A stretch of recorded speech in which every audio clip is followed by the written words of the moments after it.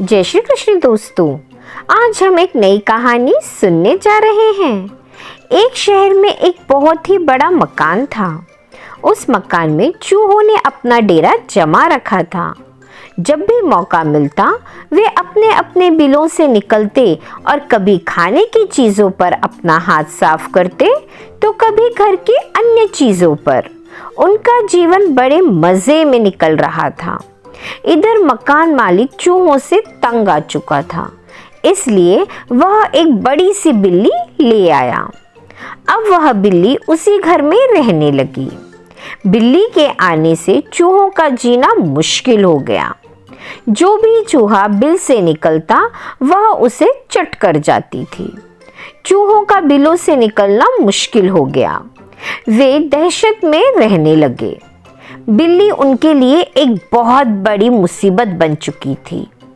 समस्या से निजात पाने का उपाय निकालने के लिए एक दिन चूहों की सभा बुलाई गई। सभा में सभी चूहे उपस्थित हुए। सभा की अध्यक्षता कर रहे चूहे ने सबको संबोधित करते हुए कहा, साथियों, आप सब जानते हैं कि हम लोग बिल्ली रूपी बहुत बड़ी समस्या से जूझ रहे हैं। वह रोज हमारे किसी न किसी साथी को मारकर खा जाती है। बिलों से निकलना मुश्किल हो गया है, लेकिन इस तरह हम कब तक जिएंगे? हम कब तक छिपकर रहेंगे? भोजन की व्यवस्था करने तो हमें बिल से बाहर निकलना ही होगा।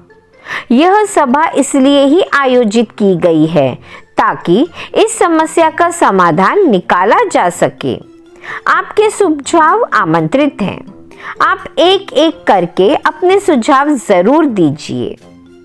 एक एक कर सभी चूहों ने इस समस्या पर अपनी अपनी सोच के हिसाब से सुझाव दिए, लेकिन किसी भी उपाय पर सब एक मत नहीं हो पाए। किसी को कुछ उपाय पसंद आता तो किसी को कुछ। तब अंत में एक चूहा उठा और चहकते हुए बोला, मेरे दिमाग में अभी अभी एक बहुत ही बढ़िया उपाय आया है। क्यों ना हम बिल्ली के गले में एक घंटी बांध दें। इस तरह बिल्ली जब भी आसपास होगी उस घंटी की आवाज से हमें पता चल जाएगा और हम वहां से भाग जाएंगे। कहो यारो, कैसा लगा मेरा उपाय? सारे चूहों को ये उपाय बहुत ही पसंद आया। वे खुशी से नाचने और झूमने लगे, मानो उनकी समस्या का अंत हो गया हो।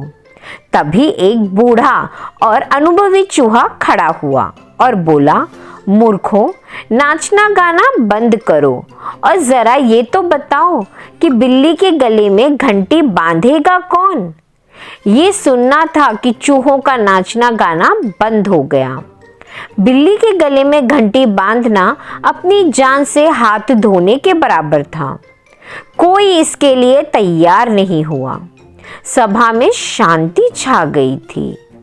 तभी इसी शांति को चीरते हुए बिल्ली के कदमों की आवाज सबके कानों में पड़ी और फिर क्या, सब सिर पर पैर रखकर अपने अपने बिलों की ओर भागने लगे और डर के मारे छुप गए।